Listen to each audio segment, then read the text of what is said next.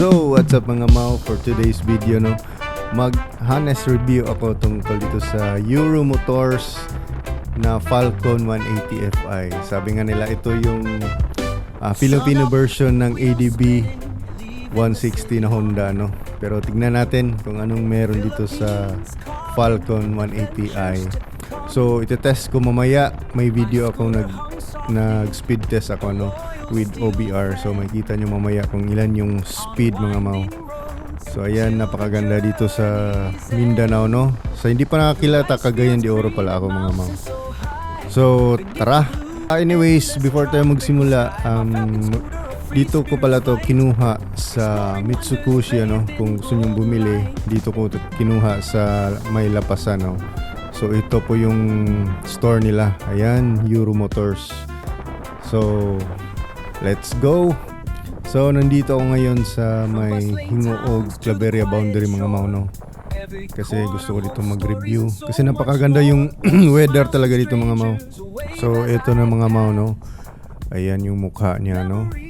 Ayun, napakaangas. So, naka-telescopic fork na pala ito ng front shock mga Mau, no? Okay yung bounce niya talaga. Yung sa likod lang medyo may kunting need pa enhance, no? So, ito may radiator na rin para engine enhancer, ano, para hindi masyadong uminit pag high speed tayo. So naka twin sub tank na rin ito yung likod. Pero yun nga, parang nabibitin pa rin ako sa shock niya, ano, sa likuran, pero okay lang yun. So ayan mga Mau, may ESP na rin ito, no, katulad ng Honda ADB. So ayan, naka-camelback pa tong seat niya mga Mau, sobrang ganda. Hindi ka talaga may slip, ano. So yun, ito yung sa front face niya, no. Naka digital panel na rin.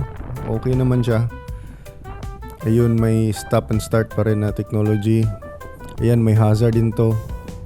And napakalaki yung napakalaki ng side mirror, anyo, nagustuhan ko talaga. Yung maganda talaga dito mga Mau is naka 4 valve engine siya, no, at saka liquid cool. Yun talaga yung nagustuhan ko dito sa 180i Falcon. Tara, short clip muna.